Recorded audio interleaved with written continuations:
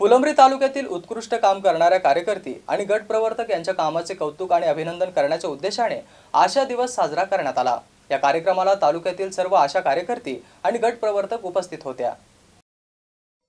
या दिवसाच्या अनुषंगाने प्राथमिक आरोग्य केंद्र स्तरावर प्राथमिक आरोग्य केंद्र जातेगाव, आळंद, गणोरी, वडोद बाजार आणि बाबरा येथील आशा कार्यकर्ती यांच्या विविध स्पर्धा घेण्यात आल्या होत्या। यामध्ये क्रमांक 1, 2 आणि 3 मिळवलेल्या आशा कार्यकर्ती यांच्या तालुका स्तरावरती स्पर्धा घेण्यात आल्या आणि त्यातून तालुका प्रथम, द्वितीय आणि तृतीय क्रमांक काढण्यात आले। या स्पर्धेमध्ये रांगोळी स्पर्धा, संगीत खुर्ची, उखाणे आदींचा समावेश होता। यामध्ये समाज प्रबोधन आणि आरोग्य विषयक रांगोळ्या काढण्यात आल्या होत्या। या कार्यक्रमाला जिल्हा आरोग्य अधिकारी डॉक्टर अभय धानोरकर, जिल्हा माता बाल संगोपन अधिकारी डॉक्टर संजय मुळे, डॉक्टर नागेश सावरगावकर यांनी उपस्थित राहून मार्गदर्शन केले आणि या स्पर्धेमध्ये यश मिळवलेल्या आशा कार्यकर्ती आणि गट प्रवर्तक यांना प्रमाणपत्र आणि ट्रॉफी देऊन सत्कार करण्यात आला। या कार्यक्रमात जिल्हा आशा समन्वयक संपदा चव्हाण यांनी पूर्ण वेळ उपस्थित राहून विविध स्पर्धांमध्ये परीक्षक म्हणून काम केले।